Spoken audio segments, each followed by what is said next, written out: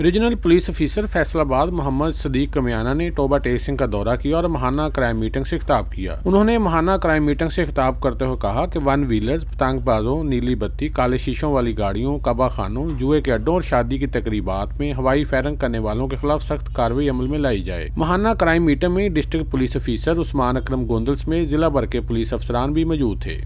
Meeting में तमाम थानों के जेर तफ्तीश मुकदमात को जेर बहस लाया गया, जबकि इश्तिहारी और अदालती मफरूरों की गिरफ्तारी का हुक्म दिया गया।